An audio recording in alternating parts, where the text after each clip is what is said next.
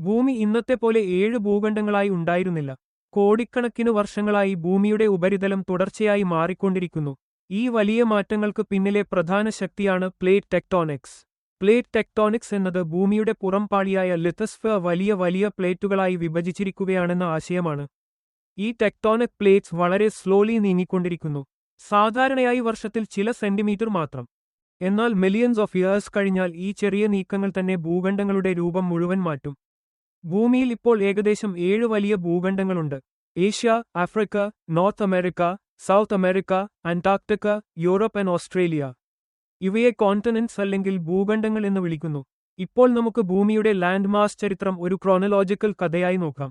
ഏകദേശം 3 ബില്യൺ വർഷങ്ങൾക്ക് മുമ്പ് ഭൂമിയിൽ ആദ്യ കോണ്ടിനെന്റൽ ക്രസ്റ്റ് രൂപപ്പെടാൻ തുടങ്ങി. ആദ്യം ചെറിയ ചെറിയ ലാൻഡ് ഫ്രാഗ്മെന്റ്സ് ആയിരുന്നു. പിന്നീട് ഇവ തമ്മിൽ കൂട്ടിമുട്ടി വലിയ സൂപ്പർ കോണ്ടിനെന്റ്സ് ആയി മാറി. ശാസ്ത്രജ്ഞർ കരുതുന്നത് ഭൂമിയുടെ ചരിത്രത്തിൽ പല സൂപ്പർ കോണ്ടിനെന്റ്സ് ഉണ്ടായിട്ടുണ്ട് എന്നാണ്. ആദ്യത്തെ വലിയ സൂപ്പർ കോണ്ടിനെന്റ് ആയി കരുതപ്പെടുന്നത് വാൽബരാണ്.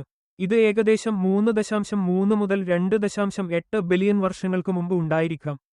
പിന്നീട് ഊർ എന്ന മറ്റൊരു പുരാതന ഭൂഖണ്ഡം ഏകദേശം 3 ബില്യൺ വർഷങ്ങൾക്ക് മുമ്പ് രൂപപ്പെട്ടതായി കരുതുന്നു. അതിനുശേഷം കെനോലൻഡ് എന്ന സൂപ്പർ കോണ്ടിനെന്റ് ഏകദേശം 2.7 മുതൽ 2.5 ബില്യൺ വർഷങ്ങൾക്കിടയിൽ ഉണ്ടായിരുന്നു. പിന്നീട് ടെക്ടോണിക് ആക്ടിവിറ്റി കാരണം ഇത് പിളർന്നു. പിന്നീട് കൊളംബിയ അല്ലെങ്കിൽ നുണ എന്ന സൂപ്പർ കോണ്ടിനെന്റ് രൂപപ്പെട്ടു. ഇത് ഏകദേശം 1.8 മുതൽ 1.5 ബില്യൺ വർഷങ്ങൾക്ക് മുമ്പ് നിലനിന്നു. കാലക്രമേണ ഇത് വീണ്ടും ഫ്രാഗ്മെന്റ് ആയി. ഏകദേശം 1.1 ബില്യൺ വർഷങ്ങൾക്ക് മുമ്പ് റോഡിനിയ എന്ന സൂപ്പർ കോണ്ടിനെന്റ് രൂപപ്പെട്ടു. റോഡിനിയ വളരെ പ്രധാനമാണ്, കാരണം ഇത് പിന്നീട് കുറെ ഭാഗങ്ങളായി പിളർന്നു. റോഡിനിയ പിളർന്നപ്പോൾ ഭൂമിയുടെ ക്ലൈമറ്റിനും വലിയ മാറ്റങ്ങൾ സംഭവിച്ചു. ചില ശാസ്ത്രജ്ഞർ സ്നോബോൾ എർത്ത് പോലുള്ള ഗ്ലോബൽ ഗ്ലേസിയേഷൻ സംഭവങ്ങളുമായി ഇത് ബന്ധിപ്പിക്കുന്നു. റോഡിനിയയുടെ ബ്രേക്കപ്പ് കഴിഞ്ഞ് ചെറിയ ഭൂഖണ്ഡങ്ങൾ വീണ്ടും ചേർന്നു. ഏകദേശം 600 മില്യൺ വർഷങ്ങൾക്ക് മുമ്പ് പന്നോട്ടിയ എന്ന വളരെ ചെറിയ സമയത്തേക്ക് നിലനിന്ന സൂപ്പർ കോണ്ടിനെന്റ് ഉണ്ടായിരുന്നു. പക്ഷേ സൂപ്പർ കോണ്ടിനെന്റ്സിലെ ഏറ്റവും പ്രശസ്തമായത് പാൻജിയ ആണ്. പാൻജിയ ഏകദേശം 335 മില്യൺ വർഷങ്ങൾക്ക് മുമ്പ് രൂപപ്പെട്ടു. ഭൂമിയിലെ ഭൂരിഭാഗം ലാൻഡ്മാസ് ഒരൊറ്റ വലിയ ഭൂഖണ്ഡമായി. പാൻജിയയുടെ ചുറ്റും പന്തലസ എന്ന വലിയ സമുദ്രം. പാൻജിയയിൽ ജീവികൾക്ക് വലിയ മൈഗ്രേഷൻ സാധ്യമായി. ക്ലൈമറ്റ് എക്സ്ട്രീംസ് വർദ്ധിച്ചു. പിന്നീട് ഏകദേശം 175 മുതൽ 200 മില്യൺ വർഷങ്ങൾക്ക് മുമ്പ് പാൻജിയ പിളരാൻ തുടങ്ങി. ആദ്യമായി ഇത് 2 വലിയ ഭാഗങ്ങളായി സ്പ്ലിറ്റ് ചെയ്തു. ലോറസിയ, ഇന്നത്തെ നോർത്ത് അമേരിക്ക, യൂറോപ്പ്, ഏഷ്യയുടെ ഭാഗങ്ങൾ. Gondwana, south America, Africa, Antarctica, Australia, India. ഇത് ഭൂമിയുടെ ഭൂപടം മാറ്റിയ ഒരു വലിയ ടേണിംഗ് പോയിന്റ് ആയിരുന്നു. ഗോണ്ട്വാന പിന്നീട് പിളർന്നു. ഇന്ത്യ ഒരു പ്രത്യേക കഥയാണ്. ഇത് മാഡഗാസ്കറിൽ നിന്ന് വേർപെട്ടു വേഗത്തിൽ വടക്കോട്ടു നീങ്ങി. ഏകദേശം 50 മില്യൺ വർഷങ്ങൾക്ക് മുമ്പ് ഇന്ത്യ ഏഷ്യയോട് കൊളൈഡ് ചെയ്തു. ഈ കൊളിഷനാണ് ഹിമാലയസ് രൂപപ്പെടാൻ കാരണം. ഇന്നും ഹിമാലയസ് ഉയരുകയാണ്, കാരണം പ്ലേറ്റ് മൂവ്മെന്റ് തുടരുന്നു. അറ്റ്ലാന്റിക് ഓഷൻ രൂപപ്പെട്ടത് നോർത്ത് അമേരിക്കയും ആഫ്രിക്കയും തമ്മിലുള്ള സെപ്പറേഷൻ കാരണമാണ്. ഇന്ന് ടെക്ടോണിക് പ്ലേറ്റ്സ് എങ്ങനെ നീങ്ങുന്നു എന്ന് നോക്കാം. ഭൂമിയുടെ മാന്റലിൽ കൺവെക്ഷൻ കറന്റ്സ് ഉണ്ടാകുന്നു. ചൂടുള്ള മറ്റീരിയൽ മേലേക്ക് ഉയരും, തണുത്തത് താഴേക്ക് പോകും. ഈ പതുക്കെയുള്ള ചലനങ്ങൾ പ്ലേറ്റ്സിനെ പുഷ് ചെയ്യുന്നു. പ്ലേറ്റ് ബൗണ്ടറീസ് 3 തരത്തിലുണ്ട്. ആദ്യത്തേത് ഡൈവേർജന്റ് ബൗണ്ടറീസ്. പ്ലേറ്റ്സ് തമ്മിൽ അകന്നുപോകുന്നു. ഉദാഹരണം മിഡ് അറ്റ്ലാന്റിക് റെഡ്ജ്. ഇവിടെ പുതിയ ക്രസ്റ്റ് രൂപപ്പെടുന്നു. രണ്ടാമത്തേത് കൺവേർജന്റ് ബൗണ്ടറീസ്. പ്ലേറ്റ്സ് കൊളൈഡ് ചെയ്യുന്നു. ഒരു പ്ലേറ്റ് മറ്റൊന്നിന് താഴേക്ക് സബ്ഡക്റ്റ് ചെയ്യും. വോൾക്കേനോസ്, എർത്ത്ക്വേക്സ് ഇവിടെ സാധാരണമാണ്. മൂന്നാമത്തേത് ട്രാൻസ്ഫോം ബൗണ്ടറീസ്. പ്ലേറ്റ്സ് തമ്മിൽ സ്ലൈഡ് ചെയ്യുന്നു. ഉദാഹരണം സാൻ ആൻഡ്രിയാസ് ഫോൾട്ട്. ഇപ്പോൾ ഒരു വലിയ ചോദ്യത്തിലേക്ക് വരാം.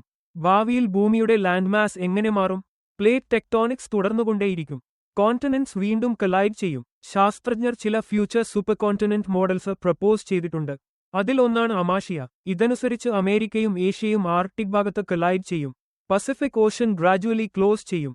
മറ്റൊരു മോഡൽസ് പാൻജിയ പ്രാക്സിമ എന്നതാണ്. അറ്റ്ലാന്റിക് ഓഷൻ എക്സ്പാൻഡ് ചെയ്യുന്നത് നിർത്തി പിന്നീട് ക്ലോസ് ചെയ്യാം. കോണ്ടിനെന്റ്സ് വീണ്ടും ഒരുമിക്കാം. മൂന്നാമത്തെ പോസിബിലിറ്റി ഓറിക്ക ആണ്. പസഫിക്കും അറ്റ്ലാന്റിക്കും രണ്ടും റീഅറേഞ്ച് ചെയ്ത് പുതിയ സൂപ്പർ കോണ്ടിനെന്റ് രൂപപ്പെടാം. ഈ മാറ്റങ്ങൾ അടുത്ത 200 മുതൽ 300 മില്യൺ വർഷങ്ങൾക്കിടയിൽ സംഭവിക്കാം. ഇത് മനസ്സിലാക്കാൻ ഒരു കാര്യം ഓർക്കണം. കോണ്ടിനെന്റ്സ് സ്ഥിരമല്ല. അവ സ്ലോ മൂവിംഗ് റാഫ്റ്റ്സ് പോലെ മാന്റൽ മുകളിൽ ഒഴുകുന്നു.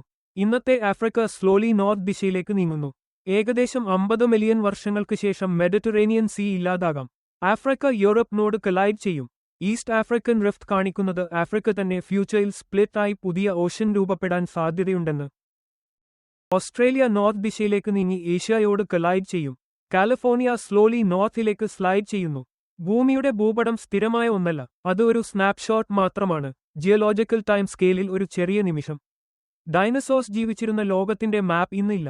ഇന്നത്തെ മാപ്പ് ഫ്യൂച്ചറിൽ ഇല്ല.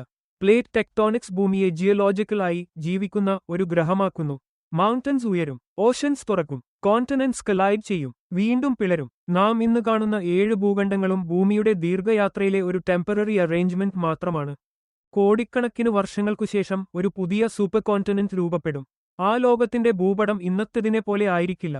പക്ഷേ മാറ്റം ഒരിക്കലും നിർത്തില്ല. ഭൂമി എല്ലായ്പ്പോഴും സഞ്ചരിച്ചുകൊണ്ടിരിക്കുന്നു.